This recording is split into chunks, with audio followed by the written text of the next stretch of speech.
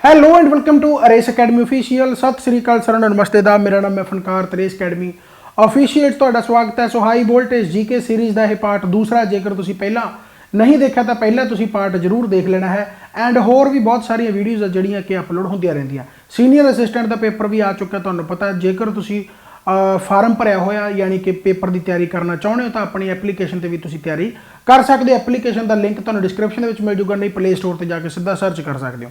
चलो खैर, तो आप जी यूट्यूब पर सीरीज स्टार्ट की है, बहुत सोहने क्वेश्चन है। 18 तरीक को एक all Punjab basically open exam लिया गया सीगा। ओपन एग्जाम के काफ़ी सारे बच्चे आए थे एंड काफ़ी वधिया रिस्पॉन्स उसका बेसिकली मिलेगा। एंड उस दिन जोड़े जीके के क्वेश्चन का टैसट होया सीगा उन्होंने जीके के क्वेश्चनों को मैं एक्सप्लेन कर लग्या इत्थे तुहाडे सामने। जेकर तुसीं वो पेपर नहीं दिता तो तुसीं थोड़ा जिहा अंदाजा ला लो भी तुहाडी किन्नी क तैयारी है, तुहाडे किन्ने क नंबर आ सकते सी जीके के पोर्शन दे विचों। राइट है। सो चलो आप करते हैं स्टार्ट। यानी कि जिहड़ा पहला क्वेश्चन है तुहाडी स्क्रीन ते ये रहा। सो पहला question match of the following है, बहुत ही सौखा क्वेश्चन है। रिवर सिस्टम आपको दिता हुआ, एक पास उन्होंने आपको लेंथ दी हुई है। गोदावरी रिवर सिस्टम है, कृष्णा रिवर सिस्टम है या फिर कावेरी रिवर सिस्टम है। सो इन्हों की लेंथ पहली गल तो थोड़ा जिहा अंदाजा इत्थों लग सकता सीगा। जे आंसर नहीं भी पता एग्जैक्ट लेंथ के विच तां आंसर आप फिर भी ला सकते सी, किवें कि सब तो लंबी इन्हों के गोदावरी है। सो जेकर सब तो लंबी है तो 1465 सब तो लंबी लेंथ बनती है, यानी ए का पहला बन गया। ए का पहला इत्थे आ ते ए का पहला यानी कि इत्थे आ। उस तो बाद कृष्णा ते कावेरी दे विचों भी आपां नूं अंदाजा लग सकता कि कृष्णा ही वड्डी होगी, कावेरी सब तो छोटी है। इस करके इन्नी क नॉलेज तो होनी चाहिए। एग्जैक्ट लेंथ जे नहीं भी पता तो भी तुसीं डायरैक्ट आंसर ला सकते सी कि यह एज इट इज़ ही लिखा होया कि गोदावरी की 1465 है, कृष्णा की जी हैगी 1400 है एंड कावेरी की जी हैगी 805 किलोमीटर है। हालांकि जिन्नियां भी रिवर सिस्टम है तुहानूं ये लगभग जोड़े मेजर है बेसिकली वो तुहानूं याद होने चाहिए। मैं थोड़ा जिहा एक्सप्लेन करने की कोशिश करदा जेकर तुसीं उस चीज़ को समझ जाओ। देखो जे आप पहला सब तो पहले गंगा रिवर की गल करिए तो गंगा रिवर है जी बेसिकली ਇਹਦਾ ਜਿਹੜਾ बेसिकली आप कह सकते भी सोर्स की है गलेशियर जिन्हों आप गंगोत्री गलेशियर कहते हैं ना, गंगोत्री बेसिकली है ना, गंगोत्री है ना। तो काऊ का माउथ यानी गौमुख भी कहा जाता है ना, गां वर्गा उत्थे बेसिकली जोड़ा मूँह फेस बनता बेसिकली। राइट है। जेकर आप इसकी लेंथ की गल करिए तो लगभग 2525 किलोमीटर है। राइट, 2525 किलोमीटर जोड़ा यह गलेशियर है, यह गलेशियर है जोड़ा बेसिकली यही गलेशियर की लंबाई कितनी है, लगभग 30 किलोमीटर तक है। यानी इतों गंगा जी हैगी बेसिकली वो निकलती है। राइट। जेकर आप एक मीट पॉइंट की गल करिए तो उत्तराखंड के विच ना जिथे भागीरथी प्लस भागीरथी के नाल अलकनंदा, भागीरथी के नाल अलकनंदा जिथे बेसिकली मिलदियां है ना, जिथे मिलदियां उत्थे ही गंगा बेसिकली अपना यानी कि जिहड़ा हैगा सफ़र तय करती है। राइट, यानी शुरुआत करती। सो भागीरथी ते अलकनंदा के मिलाप तो आप कह सकते हो एक गंगा बेसिकली होंदी है। ठीक है। तो इस तो बाद फिर गंगा हरिद्वार कनी चली जाती है, हरिद्वार फिर उस तो बाद जाके यमुना नूं मिलती है। यमुना हालांकि गंगा की ट्रिब्यूटरी है पर वो जिहड़ा संगम है बेसिकली त्रिवेणी संगम जिन्होंने आप कहने गंगा ते जिहड़ा बेसिकली गंगा की ट्रिब्यूटरी है जिहड़ी लॉन्गेस्ट ट्रिब्यूटरी यमुना, जिथे वो जिहड़ा त्रिवेणी संगम है बेसिकली वो उत्थे उस उही जगह नूं आपां की कहने प्रयागराज, प्रयागराज जिन्हों आप पहला की कहते सी भला इलाहाबाद, इलाहाबाद। ठीक है। सो यह मेरे हिसाब से तुहानूं चंगी तरह पता लग गया होगा कि मैं कहना की चाहना कि आपां नूं इन्ना क पता होना चाहिए क्योंकि भागीरथी प्लस अलकनंदा तो भी क्वेश्चन पूछा जाता हुंदा, लेंथ तो भी क्वेश्चन पूछा जाता हुंदा, गलेशियर तो भी क्वेश्चन पूछा जाता है। बाकी इन्हां दी जिहड़ियां मेजर ट्रिब्यूटरीज है गंगा दी आपां नूं जरूर याद रखनी चाहिए। जेकर आप ट्रिब्यूटरी की गल करिए तो यमुना तो आप पढ़ ही ले, यमुना सब तो लॉन्गेस्ट ट्रिब्यूटरी है। जो गंगा की लॉन्गेस्ट ट्रिब्यूटरी पूछा जाए तो यमुना ही है ना, यमुना पहले नंबर पर लॉन्गेस्ट ट्रिब्यूटरी है। फिर कोसी हो गया है ना, घग्गर हो गया है ना, गंडक, गंडक हो गया। ठीक है। सो यह याद रखना है। सोन हो गया, बेतवा हो गया। सो यह कुछ ट्रिब्यूटरीज है जिहड़ियां तुसीं याद रख सकते हो क्योंकि इन्हां तो क्वेश्चन भी पूछे जाते हैं। लॉन्गेस्ट ट्रिब्यूटरी यमुना, ये गंगा की आप गलबात की है। हुण जेकर आप इस तो बाद गल करिए तो ब्रह्मपुत्रा, ब्रह्मपुत्रा भी बहुत लंबी है, बहुत लंबी है पर इंडिया के 1/3 है, इंडिया के लगभग वो तीसरा हिस्सा ही है। यानी 2900 किलोमीटर ब्रह्मपुत्रा सिर्फ अपने इंडिया के 916 किलोमीटर ही है। राइट है। यानी जे आप ब्रह्मपुत्रा की गल करिए तो ब्रह्मपुत्रा पुत्रा की जेकर गल करिए तो यदा तिब्बत के जो नाम है ये बहुत बार पेपर के पूछा जाता कि तिब्बत दे विच इहदा नाम की है। तिब्बत दे विच इहदा नाम हैगा जी यारलुंग तत्सांगपो। तिब्बत दे विच इहदा जिहड़ा नाम है यारलुंग सांगपो। सो याद रखना गा, ये बहुत बार पूछा जाता। इस तो बाद इहदा नाम है जिहड़ा ओह जमुना। यह कित्थे कहा जाता है? बांग्लादेश दे विच। यह कित्थे कहा जाता? बांग्लादेश दे विच जमुना। ब्रह्मपुत्र आप इंडिया के कहने, इसे करके मैं दस रहा कि जो लेंथ आप टोटल 2900 किलोमीटर कहीए तो इंडिया के जस्ट 916 किलोमीटर ही है। सो ये बहुत बार पूछा जाता होंगे, कई बार आपको ब्रह्मपुत्र की टोटल लेंथ पूछ ली जाती है तो 2900 आंसर लावांगे। जे इंडिया के पूछा जाऊगा तो इंडिया के 916 किलोमीटर है। इंडिया का लॉन्गेस्ट ब्रिज जिसका नाम है जी डुबरी फुलबरी, राइट। सो याद रखना कि जो ब्रिज है डुबरी फुलबरी, यह ब्रिज है जो बेसिकली यह ब्रह्मपुत्र ते ही है, ठीक है। सो मेरे हिसाब के इन्ना क बहुत है। लेंथ भी याद होगी ब्रह्मपुत्र की ओवरऑल इंडिया के 916। जेकर टोटल लेंथ पूछी जाए तिब्बत बांग्लादेश इंडिया मिला के तो 2900 किलोमीटर बनता। यारलुंग सांगपो जो तिब्बत के नाम है, जमुना जोड़ा है वह बांग्लादेश। जिमें आप गंगा का गंगोत्री गलेशियर पढ़ियागा जो गऊमुख है बेसिकली, उस तरीके जेकर आप सोर्स की गल करिए, जेकर आप सोर्स की गल करिए तो वह कि जी मानसरोवर लेक। सो ये काफ़ी चीज़ा इंपॉर्टेंट है जिहड़ियां तुसीं याद रख सकते हो। एंड जेकर आप नैक्सट की गल करिए तो नैक्सट गोदावरी जी आप हुणे ऑप्शनों के ला के हटे हैं, तो गोदावरी साउथ गंगा या दक्षिण गंगा कहा जाता है। कारण वह की है क्योंकि गंगा सब तो लंबी है अपनी इंडिया के। एंड दूसरे नंबर पर जेकर देखा जाए तो साउथ के सब तो लंबी है जी गोदावरी है। इस करके गोदावरी नूं दक्षिण गंगा गोदावरी, इस करके गोदावरी नूं दक्षिण गंगा या फिर साउथ गंगा भी कहा जाता है, ठीक है। कई थावों तो तुहानूं साउथ गंगा कावेरी नूं भी दर्शाया जाऊगा, पर जो गोदावरी ऑप्शन है तो गोदावरी ही आंसर लाओ। गोदावरी नहीं है तो कावेरी ला सकते हो, पर दक्षिण गंगा तो साउथ गंगा यानी गोदावरी तो यदी जी लेंथ है वह कितनी है भाई 1465 किलोमीटर। सो याद रखना कि बहुत इंपॉर्टेंट है गोदावरी, राइट है। तो लॉन्गेस्ट इन पेनिनसुला यानी साउथ इंडिया कह सकते हो, longest river in south India. तो लार्जेस्ट इरीगेशन ते वाटर सिस्टम, इरीगेशन प्रोजेक्ट है बेसिकली वाटर ड्रेनेज सिस्टम है। लार्जेस्ट जो इंडिया का लार्जेस्ट वाटर ड्रेनेज सिस्टम है जोड़ा वो कितने भला वो गोदावरी के कंढे है। यानी इत्थे एक प्रोजेक्ट है, उस प्रोजेक्ट का नाम की है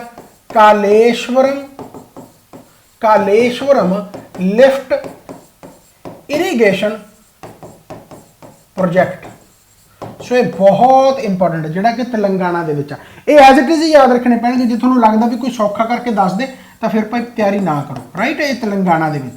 सो ये काफ़ी इंपॉर्टेंट है। Kaleshwaram lift irrigation project largest water drainage तो इरीगेशन सिस्टम है जोड़ा बेसिकली वो गोदावरी से है। साउथ गंगा दक्षिण Ganga longest river in south India 1465, ये जरूर तुसी याद रखना है, ठीक है।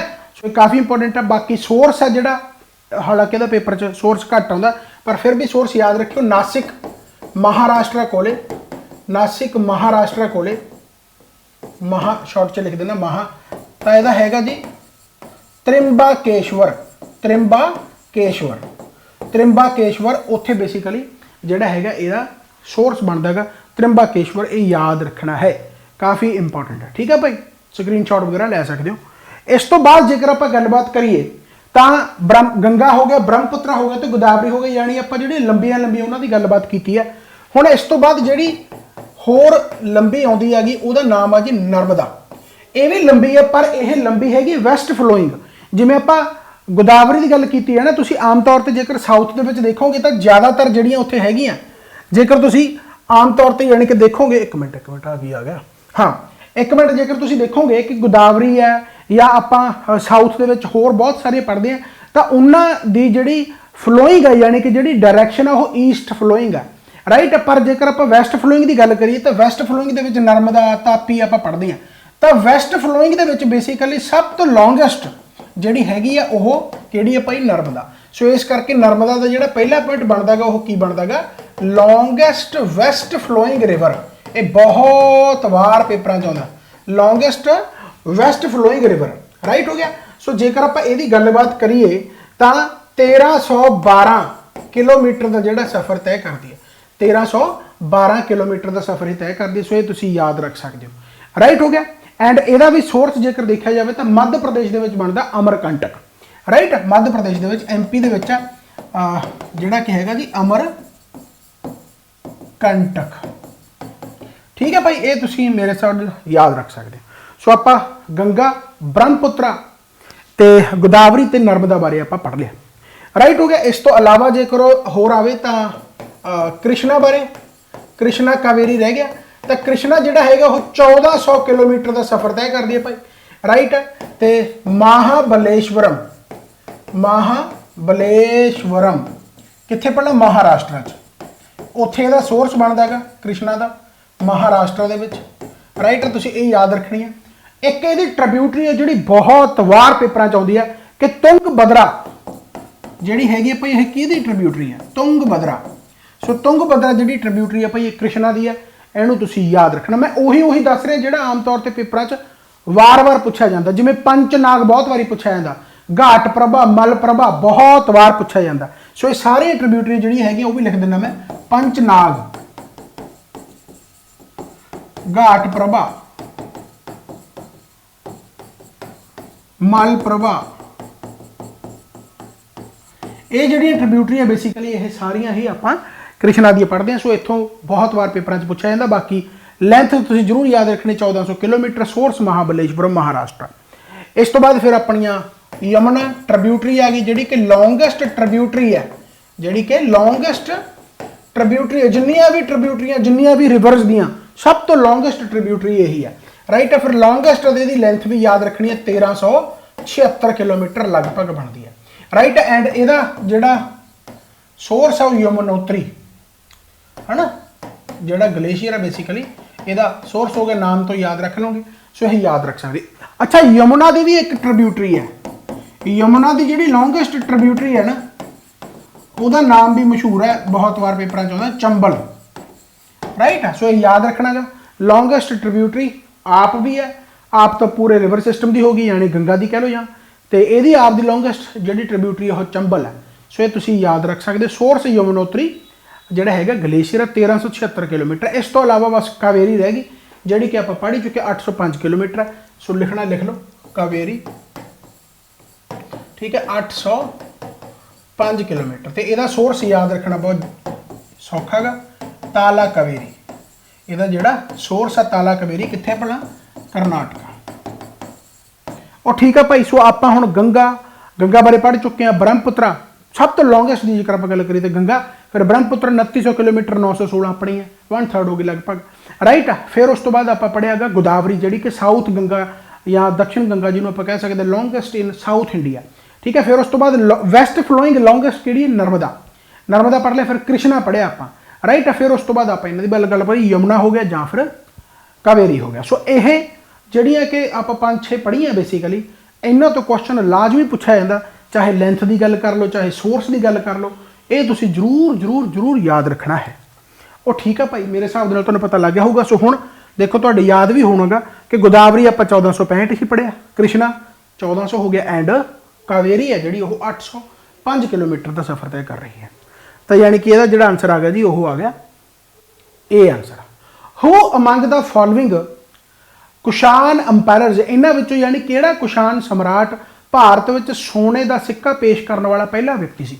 पहली गल तो जेकर तुहानूं डायनेस्टीज एंशेंट इंडिया दे विच जेकर तुहानूं पूछा जाए कि किहड़ी डायनेस्टी सी जिन्हें लार्ज स्केल ते कॉइन इंट्रोड्यूस किए, तो कुशान अंपायर आऊगा। कुशान अंपायर की जेकर आप गलबात करिए तो कुशान अंपायर का जिहड़ा फाउंडर सी ना, उसका नाम सीगा जी कुजाला, कुजाला कदीफसीस। राइट, आ गया। ठीक है, कुजाला। पर जो आप लार्ज स्केल ते कॉइनस की गल करिए, जिहड़े कि गोल्ड कॉइन हो गए, ये नाल इन्होंने कॉपर ते सिल्वर के कॉइन भी घड़े सी। राइट, एंड डेडिकेट करते सी लॉर्ड शिवन। राइट, सो काफ़ी इंपॉर्टेंट है, यानी विमा। सो यह काफ़ी इंपॉर्टेंट है, याद रखना, विमा कदफिसिस। राइट, सो यानी gold coin basically large scale ते जिहड़े इंट्रोड्यूस किए गए वो इन्हां द्वारा ही किए गए, बहुत ही ज़्यादा इंपॉर्टेंट है। इस तो बाद जेकर आप गलबात करिए तो कहना इन्हां विचों किहड़े एक्ट ने भारत विच दोहरी सरकार की प्रणाली शुरुआत की? दोहरी प्रणाली का मतलब की हो गया? डुअल गवर्नमेंट है ना, ਡੂਅਲ ਸਿਸਟਮ ਆਫ ਗਵਰਨਮੈਂਟ। ਜੇਕਰ ਹੁਣ ਡੂਅਲ ਸਿਸਟਮ ਆਫ ਗਵਰਨਮੈਂਟ ਦੀ ਆਪਾਂ ਗੱਲਬਾਤ ਕਰੀਏ ਤਾਂ ਇੰਡੀਆ ਤੋਂ ਪਹਿਲਾਂ ਆਪਾਂ ਸਿਰਫ ਐਂ ਕਹਿ ਸਕਦੇ ਕਿ ਬ੍ਰਿਟਿਸ਼ ਨੇ ਬੰਗਾਲ ਗਵਰਨਮੈਂਟ ਚਲਾਈ ਸੀ, ਹੈ ਨਾ। ਤਾਂ ਇਸ ਕਰਕੇ ਤੁਸੀਂ ਜੇ ਸ਼ੁਰੂਆਤ ਕਹੋਗੇ ਤਾਂ ਸ਼ੁਰੂਆਤ ਤਾਂ ਰੋਬਰਟ ਕਲਾਈਵ ਦੁਆਰਾ ਹੋਇਆਗਾ, ਬਟ ਰੋਬਰਟ ਕਲਾਈਵ ਨੇ ਜਿਹੜੀ ਡੂਅਲ ਗਵਰਨਮੈਂਟ ਲੈ ਕੇ ਆਂਦੀ ਸੀ ਉਹ ਕਿੱਥੇ ਲੈ ਕੇ ਆਂਦੀ ਸੀ? ਇਨ ਬੰਗਾਲ, ਹੈ ਨਾ। ਤੁਸੀਂ ਦੇਖੋਗੇ ਕਿ 1757 ਦਾ ਪਲਾਸੀ ਦਾ ਯੁੱਧ ਹੋਇਆ, ਫਿਰ 60 ਤੱਕ ਰਹੀ, ਫਿਰ ਉਸ ਤੋਂ ਬਾਅਦ ਫਿਰ ਲੜਾਈ ਹੈ ਨਾ, ਬਕਸਰ ਵਾਲੀ ਲੜਾਈ ਆ ਗਈ, ਫਿਰ 65 67 ਦੇ ਵਿੱਚ ਡੂਅਲ ਗਵਰਨਮੈਂਟ ਫਿਰ ਆਈ ਆ, ਤੇ ਐਂਡ ਤੁਸੀਂ ਕਹਿ ਸਕਦੇ ਹੋ ਵੀ 1773 ਰੈਗੂਲੇਟਿੰਗ ਐਕਟ ਆਉਣ ਤੋਂ ਪਹਿਲਾਂ 72 ਤੱਕ ਬੇਸਿਕਲੀ ਡੂਅਲ ਗਵਰਨਮੈਂਟ ਚੱਲੀ ਆ, ਹੈ ਨਾ। ਡੂਅਲ ਗਵਰਨਮੈਂਟ ਜੇਕਰ ਤੁਸੀਂ ਦੇਖੋਗੇ ਕਿ ਉਹਦਾ ਨਾਮ ਕੀ ਸੀਗਾ, ਜਿਹੜੀ ਕਿ ਉਹਨੇ ਚਲਾਈ ਸੀਗੀ ਆਪਣੇ ਰੋਬਰਟ ਕਲਾਈਵ ਨੇ, ਦੀਵਾਨੀ ਤੇ ਨਿਜ਼ਾਮਤ, ਹੈ ਨਾ। ਦੀਵਾਨੀ ਤੇ ਨਿਜ਼ਾਮਤ ਬੇਸਿਕਲੀ ਇੱਕ ਡਾਇਰੈਕਟ ਉਸ ਨੂੰ ਮਿਲਦਾ ਸੀ, ਇੱਕ ਪ੍ਰਿੰਸਲੀ ਸਟੇਟਸ ਯਾਨੀ ਕਿ ਜੋ ਰਾਜਾ ਸੀ ਬੇਸਿਕਲੀ ਉੱਥੋਂ ਦਾ ਨਿਜ਼ਾਮ ਜਿਹੜਾ ਹੋ ਗਿਆ, ਹੈ ਨਾ। ਤਾਂ ਦੀਵਾਨੀ ਤੇ ਨਿਜ਼ਾਮਤ ਬੇਸਿਕਲੀ ਹਾਈਐਸਟ ਤੇ ਦੀਵਾਨ ਨਿਜ਼ਾਮਤ ਬੇਸਿਕਲੀ ਇਸ ਤਰੀਕੇ ਦੀ ਉਹਨੇ ਡੂਅਲ ਗਵਰਨਮੈਂਟ ਚਲਾਈ। ਬਟ 1773 ਦੇ ਵਿੱਚ ਆ ਕੇ ਡੂਅਲ ਗਵਰਨਮੈਂਟ ਨੂੰ ਅਬੋਲਿਸ਼ ਕਰ ਦਿੱਤਾ ਗਿਆ। ਬਾਅਦ ਦੇ ਵਿੱਚ ਡੂਅਲ ਗਵਰਨਮੈਂਟ ਫਿਰ ਬਣੀ, ਡਬਲ ਗਵਰਨਮੈਂਟ ਜਿਹਨੂੰ ਆਪਾਂ ਕਹਿ ਸਕਦੇ ਹਾਂ, 1784 ਦੇ ਵਿੱਚ ਪਿਟਸ ਇੰਡੀਆ ਐਕਟ ਦੇ ਥਰੂ। ਪਿਟਸ ਇੰਡੀਆ ਐਕਟ ਦੇ ਥਰੂ ਡੂਅਲ ਗਵਰਨਮੈਂਟ ਕਿਵੇਂ ਬਣੀ? ਕਿਉਂਕਿ ਬ੍ਰਿਟਿਸ਼ ਪਾਰਲੀਮੈਂਟ ਨੇ ਕੀ ਕੀਤਾ basically, British East India company ਕਹਿ ਲਓ, ਜਾਂ ਬੇਸਿਕਲੀ ਉਹਨਾਂ ਨੇ ਕੀ ਲਿਆਂਦਾ ਕਿ ਜਿਹੜੇ ਕਮਰਸ਼ੀਅਲ ਐਕਟੀਵਿਟੀ ਹੈ, ਜਿਹੜੇ ਕਮਰਸ਼ੀਅਲ ਐਕਟੀਵਿਟੀਜ਼ ਹੈ, ਜਿੰਨੀਆਂ ਵੀ ਕਮਰਸ਼ੀਅਲ ਪੈਸਿਆਂ ਦੇ ਨਾਲ ਕਮਰਸ਼ੀਅਲ ਐਕਟੀਵਿਟੀਜ਼ ਨਾਲ ਰਿਲੇਟਡ ਹੈ, ਉਹ ਸਾਰੇ ਕੌਣ ਦੇਖਣਗੇ? ਉਹ ਦੇਖਣਗੇ court of directors, court of directors. ਪਰ ਜੇ ਆਪਾਂ ਪੋਲੀਟੀਕਲੀ ਦੀ ਗੱਲ ਕਰੀਏ, ਪੋਲੀਟੀਕਲ ਸਿਸਟਮ ਕੌਣ ਦੇਖੂਗਾ? ਬੋਰਡ ਆਫ ਡਾਇਰੈਕਟਰਸ, ਹੈ ਨਾ, ਬੋਰਡ ਆਫ ਡਾਇਰੈਕਟਰਸ, BOD। ਸੋ ਇਸ ਨੂੰ ਹੀ ਡਬਲ ਗਵਰਨਮੈਂਟ ਕਿਹਾ ਗਿਆ। ਸੋ ਬੇਸਿਕਲੀ ਜੇਕਰ ਆਪਾਂ ਨੂੰ ਪੁੱਛਿਆ ਗਿਆ ਕਿ dual system government in India, ਤਾਂ ਪਿਟਸ ਇੰਡੀਆ ਐਕਟ 1784 ਇਸ ਦਾ ਰਾਈਟ ਆਨਸਰ ਆ ਜਾਊਗਾ। ਉਹ ਸਮਝ ਲੱਗ ਗਈ। ਇਸ ਤੋਂ ਬਾਅਦ ਜੇਕਰ ਆਪਾਂ ਗੱਲਬਾਤ ਕਰੀਏ ਤਾਂ ਇਹਨਾਂ ਦੇ ਵਿੱਚੋਂ ਕਹਿੰਦਾ ਕਿਹੜੀ ਜੈਨ ਧਰਮ ਦਾ ਪਵਿੱਤਰ ਗ੍ਰੰਥ ਨਹੀਂ ਹੈ। ਜੇਕਰ ਤੁਸੀਂ CCTU ਦਾ ਪੇਪਰ ਦੇਖਿਆ ਹੋਵੇ, ਕਲਰਕ ਦਾ ਪੇਪਰ ਦੇਖਿਆ ਹੋਵੇ, PSSB ਦਾ ਉਹਦੇ ਵਿੱਚ ਸ਼ਾਇਦ ਜੈਨਿਜ਼ਮ ਤੋਂ ਕੁਐਸਚਨ ਆਇਆ ਸੀਗਾ, ਯਾਨੀ ਜੈਨਿਜ਼ਮ ਜਾਂ ਬੁੱਧਿਜ਼ਮ ਤੋਂ ਕੁਐਸਚਨ ਆਇਆ ਸੀ ਕੋਈ। ਸੋ ਐਂਸ਼ੀਅੰਟ ਹਿਸਟਰੀ ਤੋਂ ਕੁਐਸਚਨ ਪੁੱਛੇ ਜਾਂਦੇ, ਜੇ ਖਾਸ ਕਰਕੇ ਤੁਸੀਂ ਗਰੁੱਪ B ਦੀ ਤਿਆਰੀ ਕਰਦੇ ਹੋ ਤਾਂ ਤੁਸੀਂ ਮੰਨ ਸਕਦੇ ਹੋ ਕਿ ਐਂਸ਼ੀਅੰਟ ਹਿਸਟਰੀ ਤੋਂ ਤੁਹਾਨੂੰ 1-2 ਕੁਐਸਚਨ ਪੱਕਾ ਪੁੱਛੇ ਜਾ ਸਕਦੇ ਆ। ਸੋ ਜੈਨਿਜ਼ਮ ਦੇ ਨਾਲ ਜੇਕਰ ਆਪਾਂ ਹੋਲੀ ਬੁੱਕ ਦੀ, ਅੱਛਾ ਹੁਣ ਜੇਕਰ ਆਪਾਂ ਜੈਨਿਜ਼ਮ ਦੇ ਵਿੱਚ ਪੜ੍ਹਦੇ ਤਾਂ ਕਿਹਦੇ ਬਾਰੇ ਪੜ੍ਹਦੇ? ਆਪਾਂ ਮੇਜਰ ਮਹਾਵੀਰ ਬਾਰੇ, ਹੈ ਨਾ। ਤੀਰਥੰਕਰ ਕੌਣ ਸੀਗੇ? ਮਹਾਵੀਰ। ਤੇ ਇਹਨਾਂ ਦੀਆਂ ਜਿਹੜੀਆਂ ਟੀਚਿੰਗਸ ਹੈ, ਹੈ ਨਾ, ਇਹਨਾਂ ਦੀ ਜਿਹੜੀ ਟੀਚਿੰਗਸ ਆ ਉਹਨਾਂ ਨੂੰ ਕੀ ਕਿਹਾ ਗਿਆ? ਆਗਮਸ। ਆਗਮਸ ਜਿਹੜੇ ਕਿ ਕਿਹੜੀ ਲੈਂਗੁਏਜ ਦੇ ਵਿੱਚ ਸੀਗੀ? ਪ੍ਰਾਕ੍ਰਿਤ ਲੈਂਗੁਏਜ ਦੇ ਵਿੱਚ। ਅੱਛਾ, ਇਹਨਾਂ ਨੂੰ ਸਮਝਣ ਦੇ ਵਾਸਤੇ ਨੌਨ ਆਗਮਸ ਵੀ ਬਣਾਏ ਗਏ। ਨੌਨ ਆਗਮਸ ਦਾ ਮਤਲਬ ਕੀ ਆ? ਕਿ ਜਿਹੜੇ ਸੰਤ ਸੀਗੇ, ਮੌਂਕ ਸੀਗੇ, ਨਨ ਸੀ, ਜਿਹੜੇ ਇਹਨਾਂ ਦੇ ਪੈਰੋਕਾਰ ਸੀ, ਜਿਹੜੇ ਫਾਲੋਅਰ ਸੀ ਬੇਸਿਕਲੀ, ਉਹ ਇਹਨਾਂ ਦੀ ਟੀਚਿੰਗਸ ਨੂੰ ਸਮਝਾਉਣ ਦੇ ਵਾਸਤੇ ਫਿਰ ਆਪਣੀ ਲੈਂਗੁਏਜ ਸੌਖੀ ਕਰਕੇ ਸਮਝਾਉਂਦੇ ਸੀ, ਤਾਂ ਉਹਨਾਂ ਨੂੰ ਕਿਹਾ ਗਿਆ ਨੌਨ, ਰਾਈਟ। ਸੋ ਆਗਮਸ ਜਿਹੜੇ ਕਿ ਓਰੀਜਨਲੀ ਬੇਸਿਕਲੀ ਜਿਹੜੇ ਪ੍ਰਾਕ੍ਰਿਤ ਲੈਂਗੁਏਜ ਦੇ ਵਿੱਚ ਓਰੀਜਨਲੀ ਮਹਾਵੀਰ ਦੀਆਂ ਟੀਚਿੰਗਸ ਆ, ਐਂਡ ਉਹਨਾਂ ਨੂੰ ਫਿਰ ਸੌਖੇ ਤਰੀਕੇ ਦੇ ਨਾਲ ਅੱਗੇ ਫੈਲਾਉਣ ਦੇ ਲਈ ਉਹਨਾਂ ਨੂੰ ਆਪਾਂ ਨੌਨ ਆਗਮਸ ਕਿਹਾ ਗਿਆ। ਫਿਰ ਅੰਗ ਸਾਹਿਤ ਆ ਗਿਆ, ਉਪੰਗ ਸਾਹਿਤ ਆ ਗਿਆ, 12 ਉਪੰਗ ਆ। ਅੰਗ ਸਾਹਿਤ ਵੀ ਜਿਹੜੇ ਹੈਗੇ ਆ, ਫਿਰ ਉਹਨਾਂ ਨੂੰ ਐਕਸਪਲੇਨ ਕਰਨ ਵਾਸਤੇ ਉਪੰਗ ਸਾਹਿਤ, ਯਾਨੀ ਇਹ ਵੀ ਜੈਨ ਦੀ ਹੈ, ਇਹ ਵੀ ਜੈਨ ਦੀ ਹੈ, ਐਂਡ ਕਲਪ ਸੂਤਰਾ ਵੀ ਜੈਨ ਦੀ ਹੋਗੀ। ਸੂਤ ਪਤਾਕਾ ਜਿਹੜੀ ਹੈਗੀ ਬੇਸਿਕਲੀ ਇਹ ਬੁੱਧਿਜ਼ਮ ਦੇ ਨਾਲ ਰਿਲੇਟਡ ਹੈ, ਇਹ ਬੁੱਧਿਜ਼ਮ ਦੇ ਨਾਲ ਰਿਲੇਟਡ ਹੈ, ਯਾਨੀ ਇਹਦੇ ਵਿੱਚ ਗੌਤਮ ਬੁੱਧ ਦੀ ਫਿਲਾਸਫੀਜ਼ ਹੈ, ਗੌਤਮ ਬੁੱਧ, ਰਾਈਟ। ਸੋ ਸੂਤ ਪਤਾਕਾ ਇਸ ਦਾ ਰਾਈਟ ਆਨਸਰ, ਯਾਨੀ ਆਪਾਂ ਨੂੰ ਪੁੱਛਿਆ ਸੀਗਾ ਕਿ ਜੈਨਿਜ਼ਮ ਨਾਲ ਰਿਲੇਟਡ ਇਹਨਾਂ ਦੇ ਵਿੱਚੋਂ ਕਿਹੜਾ ਨਹੀਂ ਹੈਗਾ। ਉਹ ਰਾਈਟ ਹੈ ਭਾਈ, ਸੌਖਾ। ਇਸ ਤੋਂ ਬਾਅਦ ਜੇਕਰ ਆਪਾਂ ਗੱਲਬਾਤ ਕਰੀਏ, ਕਹਿੰਦਾ ਗਣਿਤ ਵਿਗਿਆਨੀ ਰੂਈ ਸ਼ਿਆਂਗ ਝਾਂਗ ਨੂੰ ਕਹਿੰਦਾ ਨੰਬਰ ਥਿਊਰੀ ਵਿੱਚ ਉਹਨਾਂ ਦੇ ਮੋਹਰੀ ਯੋਗਦਾਨ ਲਈ 2023 ਦਾ ਸ਼ਾਸਤਰਾ ਰਾਮਾਨੁਜਨ ਪੁਰਸਕਾਰ ਮਿਲਿਆ ਹੈ। ਇਹ ਕਰੰਟ ਦਾ, ਯਾਨੀ ਕਿ ਬੇਸਿਕਲੀ ਇਹਨਾਂ ਨੇ ਸਟੇਟਮੈਂਟ ਦਿੱਤੀ, ਕਰੰਟ ਦੇ ਵਿੱਚ 2023 ਦੇ ਵਿੱਚ ਸ਼ਾਸਤਰਾ ਰਾਮਾਨੁਜਨ ਪ੍ਰਾਈਜ਼ ਮਿਲੇਗਾ ਮੈਥਮੈਟੀਸ਼ੀਅਨ ਜਿਹਨੂੰ ਰਿਊਸ਼ਾਂਗ ਝਾਂਗ ਕਿਹਾ ਗਿਆ, ਬੇਸਿਕਲੀ ਉਹਦਾ ਨਾਮ ਹੈ।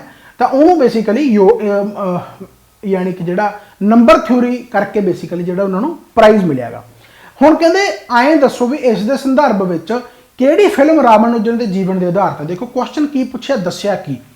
ਤਾਂ ਰਾਮਾਨੁਜਨ ਤਾਂ ਤੁਹਾਨੂੰ ਪਤਾ ਵੀ ਬਹੁਤ ਤਕੜੇ ਮੈਥਮੈਟੀਸ਼ੀਅਨ ਸੀ। ਸੋ ਇਹਨਾਂ ਦੇ ਬੇਸਿਸ ਤੇ ਕਿਹੜੀ ਬੁੱਕ, ਕਿਹੜੀ ਜਿਹੜੀ ਹੈਗੀ ਫਿਲਮ ਬਣੀ ਸੀਗੀ ਇੰਡੀਆ?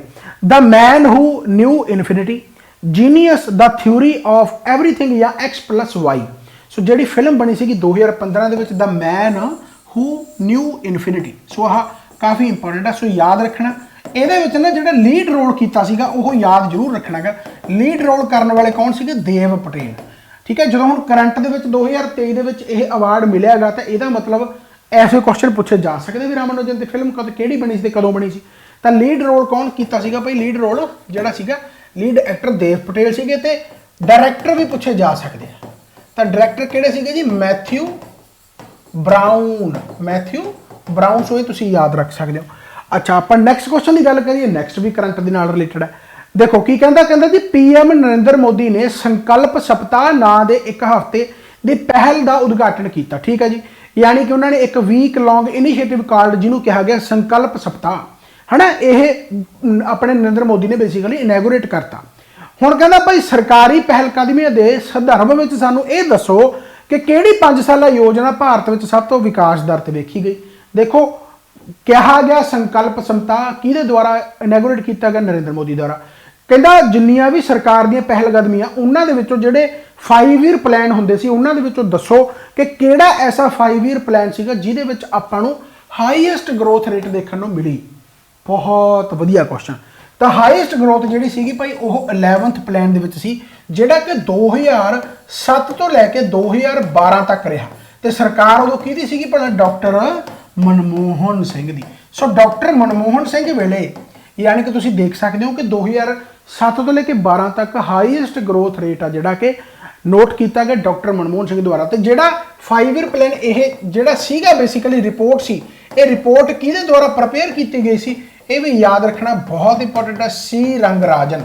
सी रंगराजन यानी जी कमेटी बनी सी रंगराजन कमेटी, तो याद भी होना उस टाइम पर जे तुसीं चलो थोड़ा बहुत ध्यान देंदे हो तो उस टाइम पर बेसिकली हाईएस्ट ग्रोथ जी हैगी देखी गई सी यानी through out the 5 year plan.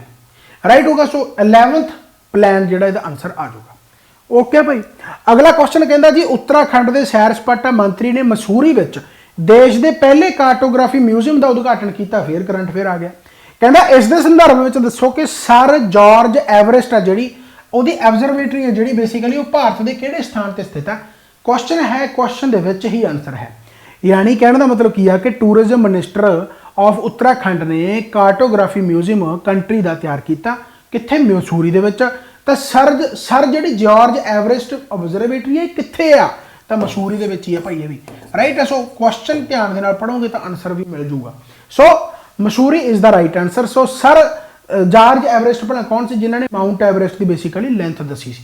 Right होगा। सो याद रखना गा इसनूं सर जॉर्ज एवरेस्ट ऑब्जरवेटरी नूं पार्क एस्टेट भी कहा जाता है। पार्क एस्टेट हुण अजकल करंट फेयर पूछण लग गए तो 1832 भी याद रख लो जदों इसकी एस्टैबलिशमेंट हुई है।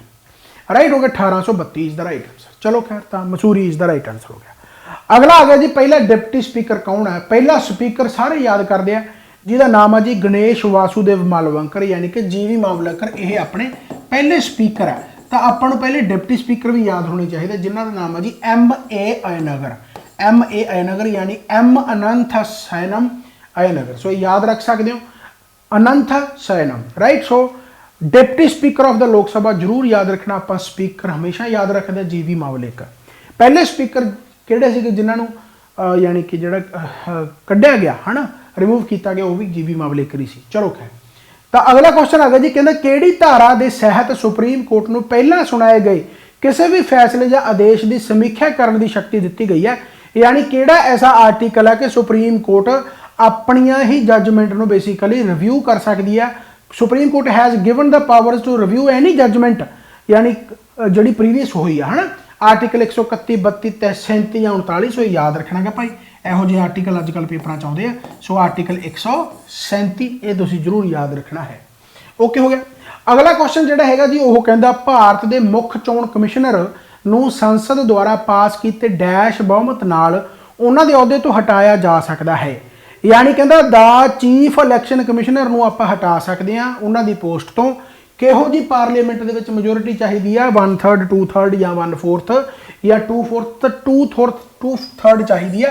2/3 है जी चाहिए कितों चाहिए? फ्रॉम लोक सभा एंड राज्य सभा। तो चीफ इलैक्शन कमिश्नर को आप रिमूव कर सकते हैं। बेसिकली ये चीज़ां पढ़ने वाली जरूर ने। अगला क्वेश्चन आ गया जी कहता संसद विच बहुमत द्वारा पास किए गए महादोष द्वारा इन्हां विचों किस नूं हटाया नहीं जा सकता? यानी कि इंपीचमेंट द्वारा हटाया नहीं जा सकता बाय मेजोरिटी, चाहे मेजोरिटी भी हो जाए पार्लीमेंट दे विच तो इंपीचमेंट द्वारा नहीं रिमूव किया जा सकता। किहदे कोल ऐसी तगड़ी पावर आ गई भाई? तो गवर्नर है जी, chief justice of supreme court हो गया, कैग हो गया या इलैक्शन कमिश्नर। इलैक्शन कमिश्नर तो आप हुणी पढ़ के हटे भी 2/3 मेजोरिटी चाहिए है। स्टेट गवर्नर नूं नहीं हटाया जा सकता क्योंकि स्टेट गवर्नर जिहड़ा हुंदा यह विद द प्लैजर यानी ऐ कह लो भी बस प्रेजिडेंट ही इहनूं हटा सकदा है, ठीक है ना। प्रेजिडेंट बेसिकली दी प्लैजर तक रहिंदा, बेसिकली 5 साल तक लगभग रहिंदा, उस तो बाद किसी होर स्टेट दे विच गवर्नर हो जाता। सो ये काफ़ी इंपोर्टेंट है। अच्छा जो स्टेट ऑफ गवर्नर नूं हटाया जाए तो उन्होंने कहते की है फिर डिसमिसल कर दिया, बस डिसमिसल।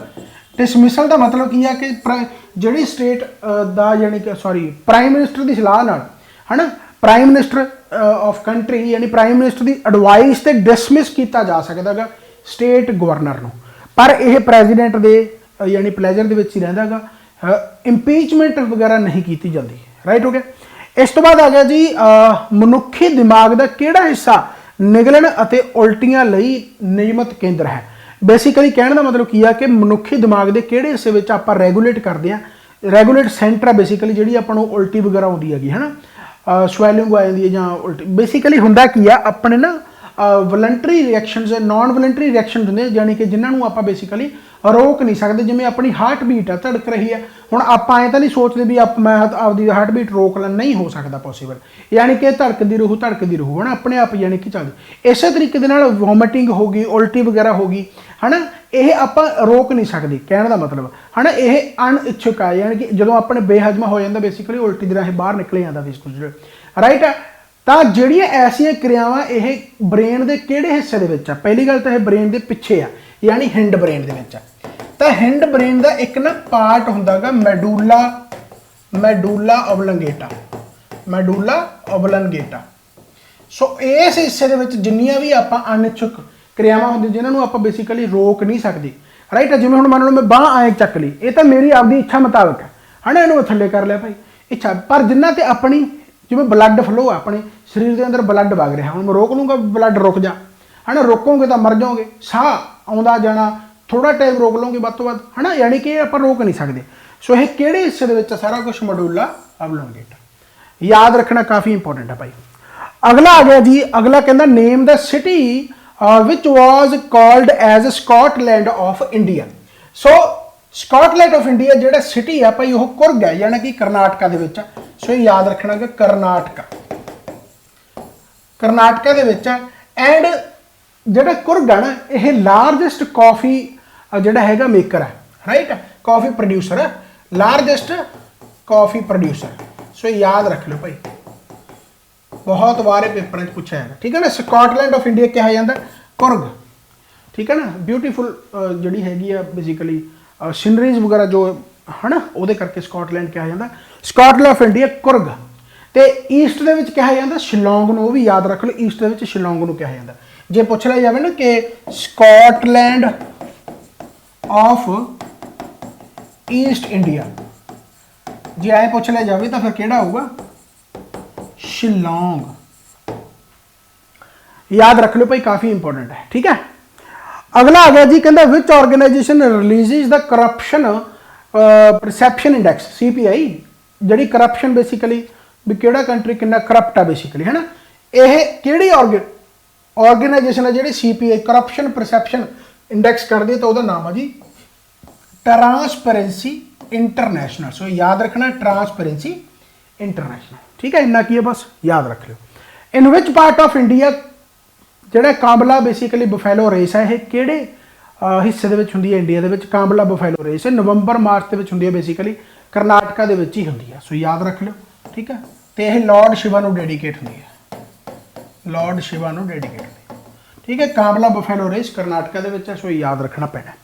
इस तो बाद आ गया देखो बहुत वड्डा क्वेश्चन लगदा होगा पर है इहदे विच कख नहीं, ध्यान दे नाल।